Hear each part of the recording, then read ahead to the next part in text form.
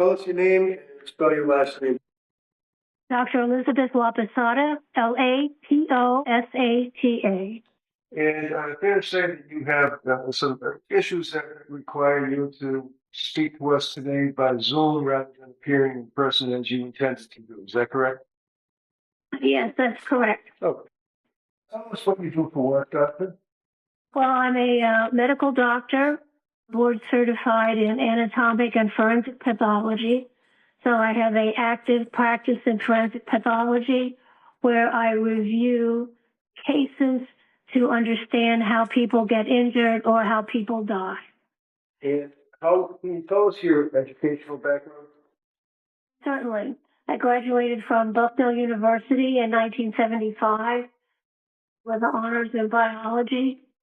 I went to University of Maryland School of Medicine, where I graduated with my MD degree in 1979.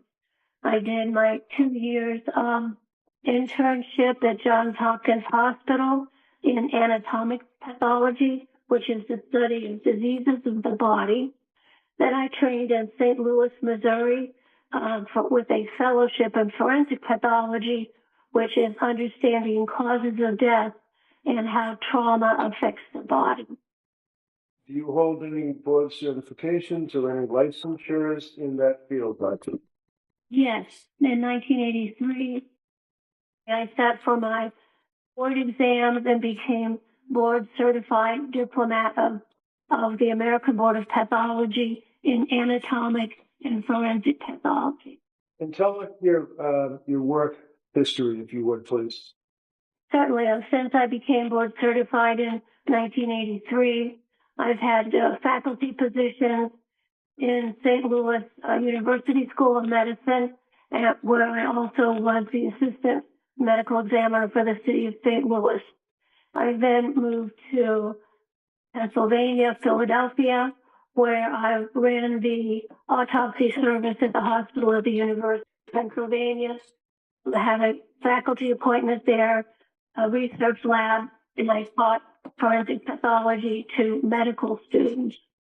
I was also a city of Philadelphia medical examiner. After that, I was a assistant medical examiner for the state of Delaware. And in 1993, I was selected to be chief medical examiner for the state of Rhode Island, which was a position I held until 2005 when I started my independent consulting practice. So you've been an independent consultant testifying in courts and working on cases since 2005? At my own business, yes, and certainly testifying on cases before that as medical examiners employed for the city of St. Louis, the city of Philadelphia, and the state of Delaware, and the state of Rhode Island. Okay, and now you're independent on your own, as it were, correct? I am, as it were, yes. Right. Now, did I reach out to you on the case of the Commonwealth versus Lindsay Clancy and ask if you would help us out by looking at the discovery of the case? Yes, you did. And you're here to testify today. Can you tell the jurors what you actually reviewed as a basis of your opinion to your testimony? Certainly. I reviewed medical records, and I have a list here on Dawson Clancy. I reviewed the Office of the Medical Examiner entire file. I reviewed his EMS reports, his terminal hospitalization, the Duxbury Police supplemental narrative, Duxbury Police narrative, and his pediatric South Shore healthcare medical records. Could I just interrupt you for a minute? I apologize. Sure. Just in the interest of time, rather than going through every single, let me ask you this way. Did you look at police reports? Yes. Did you look at grand jury minutes? Yes. Did you look at medical records for Lindsay Clancy? Yes, I did. Can you tell the jurors what medical records you looked at? For Dawson Clancy? No, for Lindsay. No, not Dawson. For Lindsay Clancy. Oh, yes. I looked at her South Shore medical records when she was admitted on the evening of January 24th. I looked at her Brigham and Women's Hospital records, photographs that were taken of her and published in her hospital records. I looked at the Department of State Police Crime Laboratory Toxicology report, crime scene photos of the bedroom, the outside of the house, the crime scene photos, approximately 500 of them, grand jury proceedings, and photographs of the round exercise bands. How about medical records? Did you review medical records pertinent to Lindsay and her treatment by healthcare providers in 2022 into 2023? Yes. Can you tell us what records you looked at? I looked at her records from post-injury records from South Shore Hospital, where she was first transported after she was found in the backyard of her house. And then I looked at her hospital records where she was transferred from South Shore Hospital to Brigham and Women's Hospital. Excellent. Doctor, in the course of preparing for your testimony here, did I direct you to a gentleman, Mr. Drake, and ask him for help putting together a little diagram to illustrate your testimony? Yes, you did. Mr. Jeffrey Drake Graphics. Yes. Under my direction, we put together some illustrations. And, Your Honor, could I, we all know what to do. Could I do this now? If you want to, is there any objection? Yeah, so same ruling, that may be admitted. Do you want to pass out those? Sure, that'd be great. Yeah. Now, Doctor, first of all, you made reference to Dawson Clancy. You had a chance to review medical records and photographs and autopsy reports on Dawson Clancy? Yes, on Dawson, Cora, and Callan. All clear. Okay. You had the children? Yeah. One of the questions that I have is that the photographs, the autopsy photographs that you were... Do you want to take that? It might be just kind of confusing that that's better. Then we can go back, we get back to the charts. We can do that. Okay, thank you. Thank you. The autopsy photographs, did you have a chance to review those, Doctor? Yes, I did. And in your extensive experience, have you had a chance to see autopsy photographs of young children, infants, adults, people being examined prior to an autopsy and of course during an autopsy? Yes, many, many, many.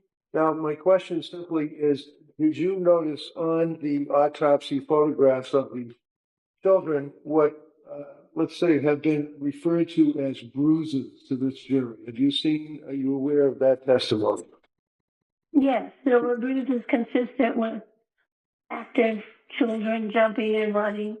And how about medical treatment and procedure? Did you make any observations, in your opinion, to a reasonable degree of medical certainty as to the cause? For example, on the infant's head, bruising on the head, what appears to be bruising. Yes, on Callan, when he was in the hospital, and there are even photographs of him in the hospital, he had EKG or EEG, electroencephalogram, monitoring devices attached to his head so the doctors could follow his brain waves. And they are little round cup-like things, and so where they were attached, actually on both sides of his head, they did leave a small little round kind of parallel mark, little lines there that were from medical treatment for monitoring his brain waves. He also had many puncture wounds and evidence of medical treatment in that way. And did you also notice that there would appear to be, on occasion, fluid that might be mistaken for a bruise? That's possible, yes. If there is some liquid fluid that's a little blood tinge, you could see it on the surface of the skin, and there would be something you could wipe off. So, for example, Doctor, to a reasonable degree of medical certainty on the photographs of the infant that show what you say were the couplet marks on the area of the skull, they don't come from anybody squeezing, beating, pushing, or causing any injuries to that child, in your opinion. Is that correct? No, absolutely not. No. Doctor, you also had a chance to review the medical records of Lindsay Clancy when she went to the South Shore Hospital and then subsequently went to the Brigham and Women's Hospital. Is that correct? Yes, that's correct. And you don't have to get into detail. We've heard it a number of times, but there were injuries to her left wrist, her right wrist, her neck. Is that correct? Yes, there were sharp force injuries to those areas. And in your practice as a pathologist, have you had occasion over the years and over the many cases that you have had involvement with to observe self-inflicted wounds to a person's wrist or their neck in the course of a suicide attempt? Oh, many times. And can you tell the jury, to your opinion, to a reasonable degree of medical certainty, as to the nature of these injuries, and are they consistent with somebody trying, in your opinion, trying to kill themselves? Sustaining. So you would agree that there's an injury to the left wrist, injury to the right wrist, that's a sharp incised wound. Is that correct? Yes, they're cutting type wounds made by a sharp object such as a knife. Okay. And how about the neck? Did that penetrate the fascia or did that penetrate the skin? To what degree? Yes, there were also linear superficial incised wounds to her neck, and there were several of them, and one or two of them went deeper. There was bleeding also from the wounds on the wrist, and there were numerous attempts at cutting the skin, which we call hesitation marks, which are a classic finding in suicide attempts. And they did, those incisions did cut in through the skin and cut blood vessels that were under the skin. And you can also tell from looking at the photos of Lindsay taken in the hospital when she was first admitted, and also when the photograph of her bedroom, you can see there was significant bloodshed events from those cutting injuries. Now, did she also sustain an injury to her neck from your review of the medical records? Yes. Can you tell us what type of injury, and if we could, and if it assists the jury with you, you can make reference to the pages of the little report in the diagrams, page 4, 5, and 6, and tell us what we're looking at. Okay. Let's see. So are we ready to look at number 4? Sure. Yep. Start off with 4. Okay. So, Just so I think that's the first page that you have. So just. Yes, that's right. Yes. Page 4 is actually page 1. Yes. So what we have here is to show you how Lindsay was injured. And I got this from the scene photographs, from all her medical history, and my knowledge and training, understanding how injuries happen to the body. So if we look at the left-hand side of this panel, we see a depiction of the back side of the house, and the top window on the second floor is open. That's where she would have put her palm down on the windowsill and put her head out and precipitated down to fall on the hard frozen ground. During her fall head first, she had cuts on her wrists which were bleeding, and her coming head down on the side of that building would then transfer some of that blood onto the side of the building, which was found in the scene photograph. She then hits really head first as her body descends that 13 or 14 feet. And if you look at so she really did a free fall dive head first. Then if you look on the right upper 2 diagrams that just show a skull, this illustrates the forces then that were applied to Lindsay's head from hitting the ground and then her head bending a little bit. And what she got from that is what we call a characteristic burst fracture or a Jefferson fracture. And this is a fracture that we see with people who hit their head head on, like if they've taken a dive into a swimming pool and they hit their head on the bottom. It's a classic finding in people who have energy applied to the falling head. And what it does is that it takes the first cervical vertebrae, which kind of looks like a donut, as you see up there in the middle, and it squashes it. The base of the skull then squashes that. And then like a donut, it kind of spreads it out. And she had 6 or 7 fractures of that cervical vertebrae. Number 1, the ring of that. And the fractures I have pointed to there with arrows.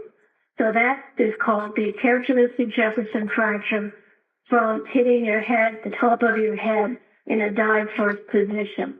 So you could also describe it as a bursting type fracture.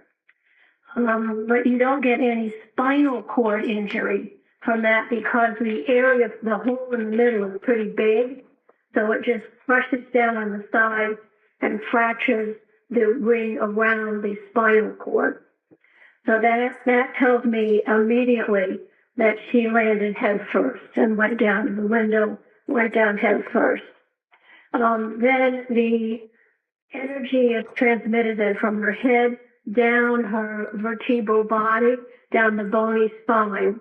And that then fractured and compressed C1, the lower right-hand panel there, puts that cervical vertebral body in the context of the rest of her skeleton. The left upper hand, we see her jaw, and then the C1 is pointed out there, and the little springs there to indicate they were squished and compressed together and fractured. I'm looking at the next page, which would be 5. Does that assist us in looking at the illustration of the injury to the spine? Yeah, so this is after her head hits. So she gets her head first, then there is some flexion of her body, and the energy from the impact is transmitted down her vertebral column. And what that did was it crushed the number of her thoracic vertebrae or vertebrae in the chest area and actually made thoracic vertebral body T5 be compressed and move over the top of the lower vertebrae, and that is what injured her spinal cord. In the right-hand panel there, the yellow tube coming down is the spinal cord, and the T thoracic vertebral 5 and 6 is pictured there, and you can see that her whole spinal column was compressed and it moved forward and out of place, causing her spinal cord injury. There were also injuries that are indicated by little red stars there, and those are fractures of the transverse processes of the cervical vertebrae. So when they were compressed, the areas where the joints are between the vertebrae were compressed and fractured those transverse processes. So she had a bending injury, and she also had a right posterior rib injury. You can see on the left-hand panel, her shoulders are also hitting the ground, and that caused a fracture of the right first rib in the back, and the flexion of her neck also damaged her thyroid gland and some of her voice box cartilages. And if we look at panel page 6, can you tell us what we're looking at there? Yes, this is the final resting position of Lindsay's body as documented in all the materials I reviewed that are on the left-hand side. So she is lying down on hard, frozen ground. Her clothing is wet. She has on indoor clothing. The time that this occurred, it was dark and no sun. The temperature was in the low 30s, so she is going to be at risk of her body temperature going down, lying on that cold ground. in addition to now that her thoracic chest spine is fractured, that has totally disrupted the thermal regulation of the bottom half of her body. So she is going to lose heat from the lower half of her body and as to approach ambient temperature. So there she is lying there on the ground. Then if we go to the right side of that, this is a scene photograph showing the area where Lindsay's body landed. You can see on the right at the base area, there is some medical debris from the EMS emergency treatment. And circled in or put in a red square is a little bit of snow that has some blood on it, which would correspond to her position lying down as we see it in the left-hand side there. And sorry, go ahead. Okay, then the last bit here is a X-ray of Lindsay, which was taken in early February after she had surgical stabilization of her fractured spine. So this is looking at the side of her, and you can see the hardware, which they look like little golf tees going to the left side. So this is the surgical metal hardware that was placed in her spine to open up and align her spine to try to preserve any function that was still available. Now, Doctor, when she went to the Brigham and Women's Hospital, were you reviewing the medical records and able to discern that she actually coded as a result of her injury? Yes, she did. She was in spinal shock and hypothermia, and her heart did stop. And did you observe that there were, and I quote, massive blood transfusions to treat her at Brigham and Women's? Yeah, she lost a lot of blood around the muscles that hold the spine up because that was so damaged. So her hemoglobin and hematocrit and her red blood cell level was very low on admission. Final question I had, Doctor, is as it relates to the records, it showed that she had core body temperature of 82 degrees as opposed to 98.6, which we're accustomed to. Can you tell the jury, in your opinion, to a reasonable degree of medical certainty, what does that mean and how did that happen? I mean, that's pretty low.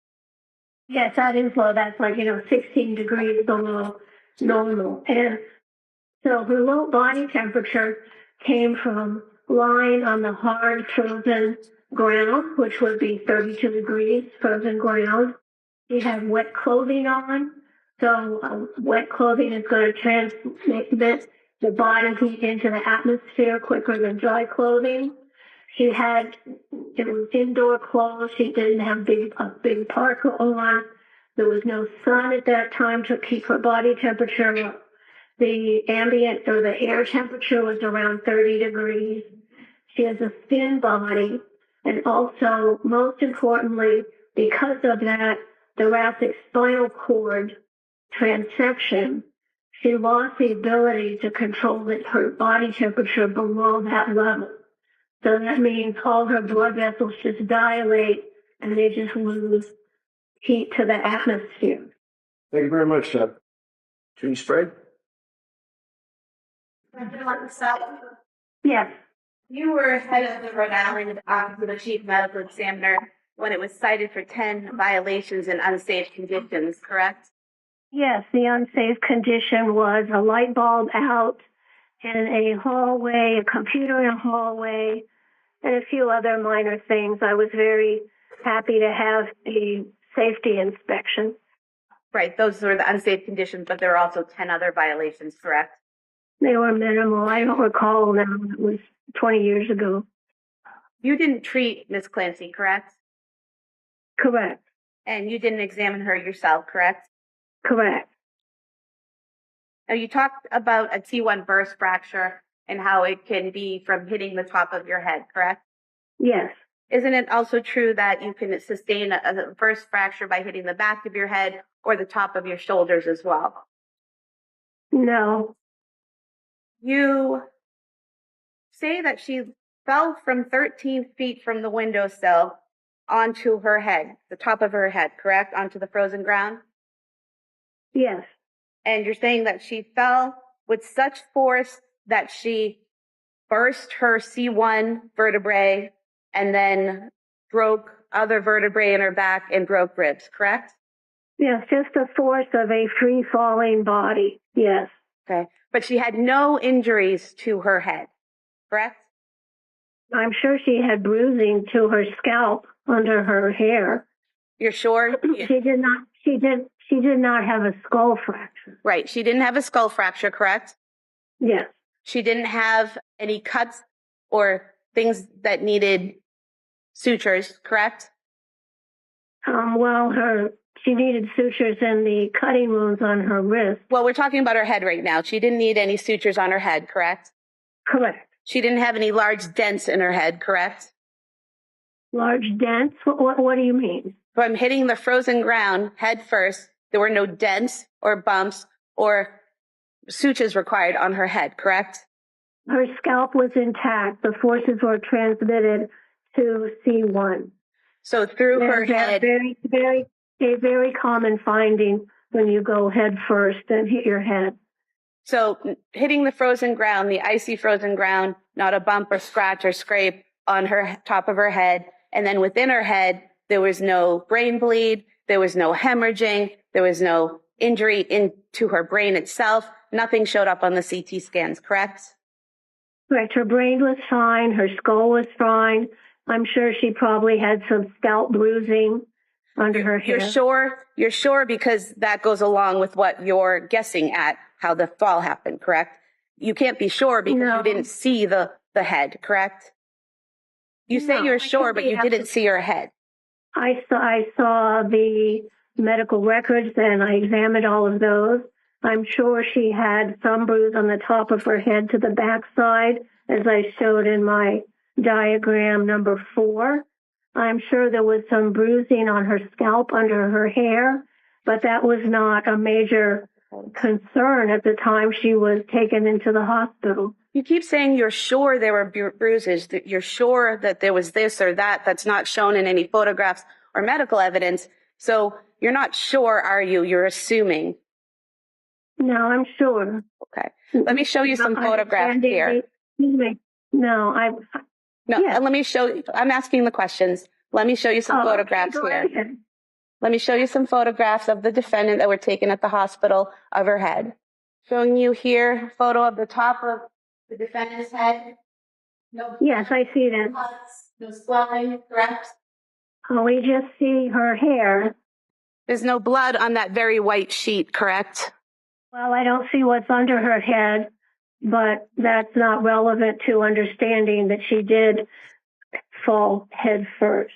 Okay, so you're saying she fell head first from 13 feet onto hard frozen ground and had no visible injuries to the exterior of her head. Yes. And you're saying that she... Excuse me, I'm It was a yes or no question, doctor. Listen, hold on. Doctor, listen to the question, answer the question, and then we'll just go from there. Go ahead. Ms. Sprague, Okay. you want to re-ask that question? Doctor, yes or no, she fell to the ground, frozen ground, and that had no apparent injury to the exterior of her head, correct? Correct. And she fell head first to the frozen ground and with enough force to break several vertebrae in her ribs, but did not have a skull fracture, a brain bleed, or anything else, any other type of injury to her head, correct? That's absolutely correct. Move to put the photographs we were just showing into evidence. Any objection? All right, they may be admitted. It's 282. Doctor, in your report that you provided to defense counsel, you also talked about the strangulation of the children, correct? I did. And in your report, you wrote that it would have taken 5 to 10 seconds for unconsciousness to occur, correct? Yes. Now, do you recall testifying previously in State of Rhode Island versus Kimberly Fry case number W1/2010-0413A. Do you recall testifying previously in that case? No, I don't. Let me refresh your memory. It was a woman who had killed her 8-year-old daughter by asphyxia, and you testified. Oh, yeah. Manual strangulation, yes. Yeah, so ring a bell? Yes. Okay. And so you testified back in 2011 in that case, and you were asked,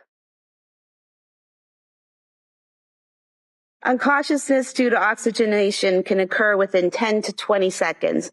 And you said if you have a very complete compression of the blood vessels of the neck, you can become unconscious within 10 to 20 seconds. And then you were asked, I'm just saying hypothetically, just strangulation alone is 10 to 20 seconds. And you said if it is effectively and continuously applied, like in a lateral vascular neck restraint, most times there is a struggle going on, so you can't quite get that. So in that case there, you didn't testify that it was 5 to 10 seconds. You testified that it was 10 to 20 seconds, and that if there's any struggling, it could be longer, correct?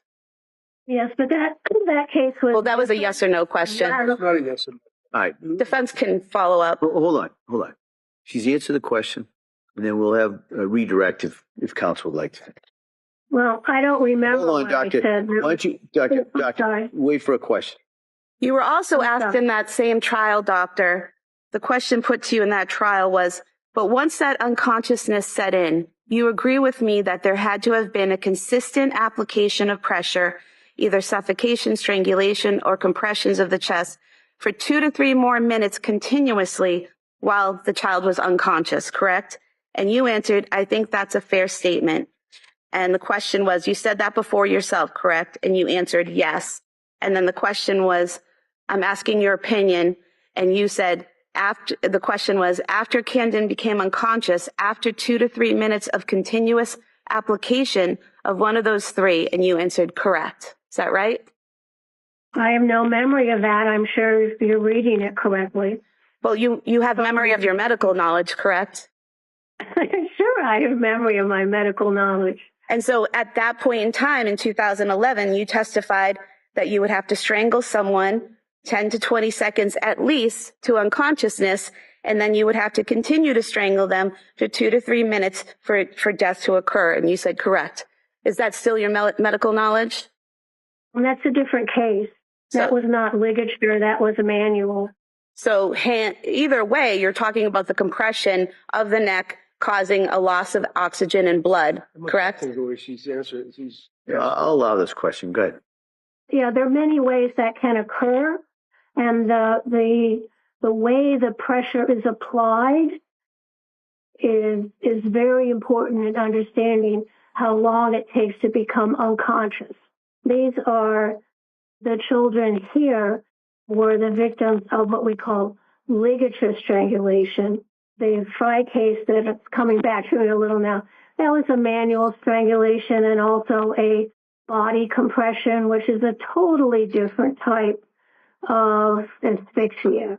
I mean, you were asked about that in that case, and you were asked, but once unconsciousness has set in, you agree with me that there has to be consistent application of pressure, either suffocation, strangulation, or compressions for 2 to 3 minutes more, and you answered correct. So not all 3. You said either one of those could cause death after 3 minutes, correct? Questions? Yeah, just if you could rephrase that question.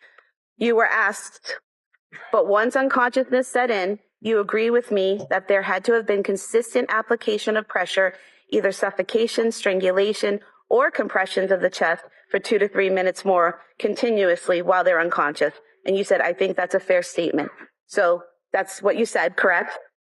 Yes, in order to become dead, brain dead, you need the physiology is that you become unconscious within 5 to 10 seconds, and then you're unconscious, but that's not dead.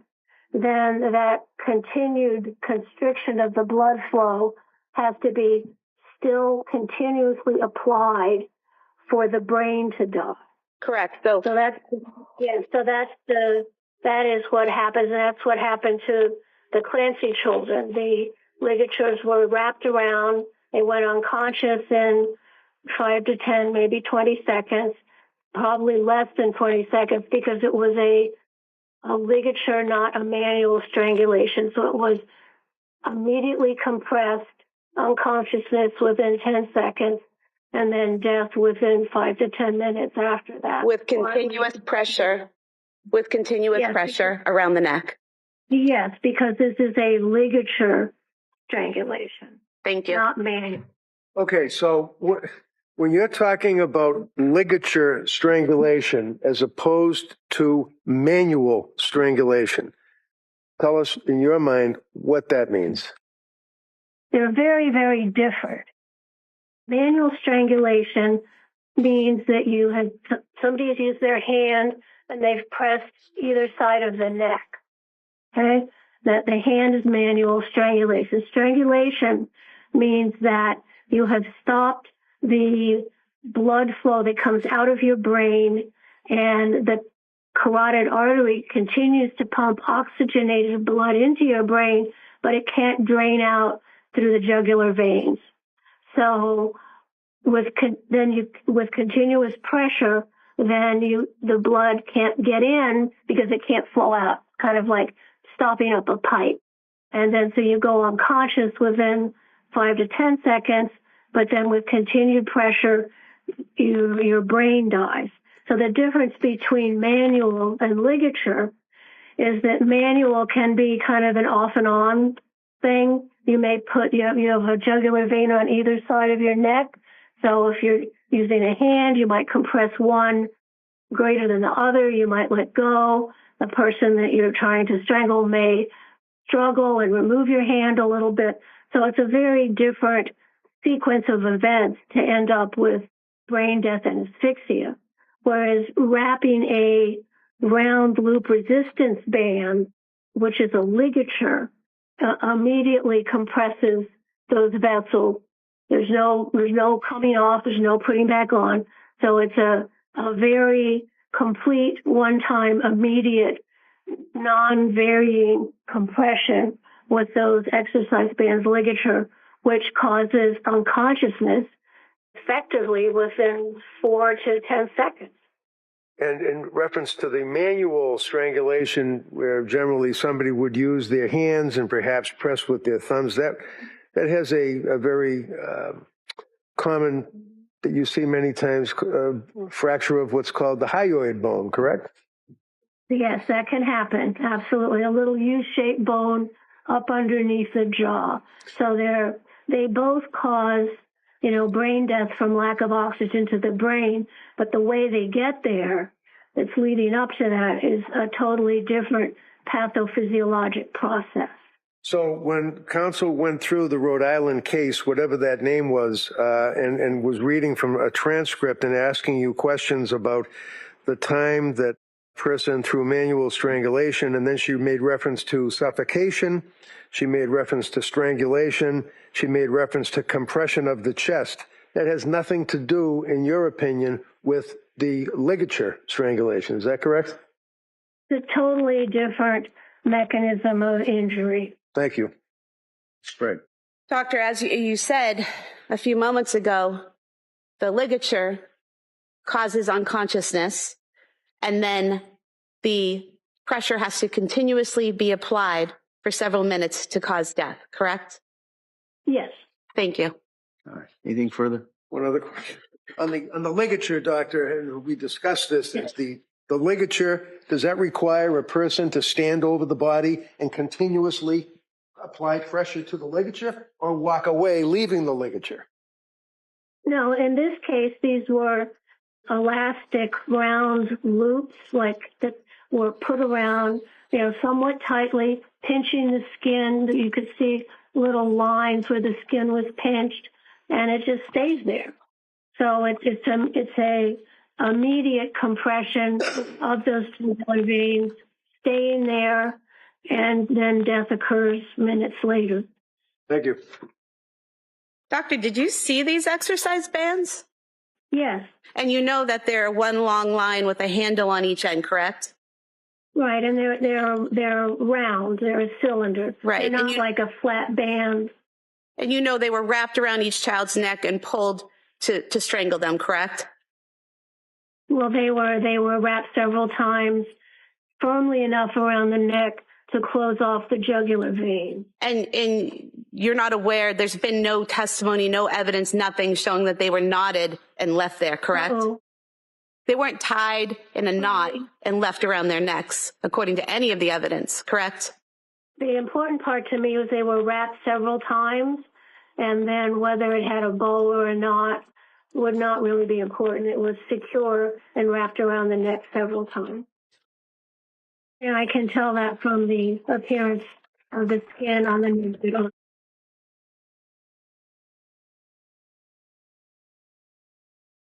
Doctor, wrapped around the child's neck several times and then left there. I guess you can't see it from where you are, but it just fell apart. It didn't stay in a circle. I sort of saw what you did, so. What was that? I said, I saw that. You saw it. So it was left there and it fell apart, correct? Yeah, what you just did, sure. Yeah. Thank you. All right. All right. Thank you, doctor. Oh, thank you, Your Honor. Can I see you just for a second?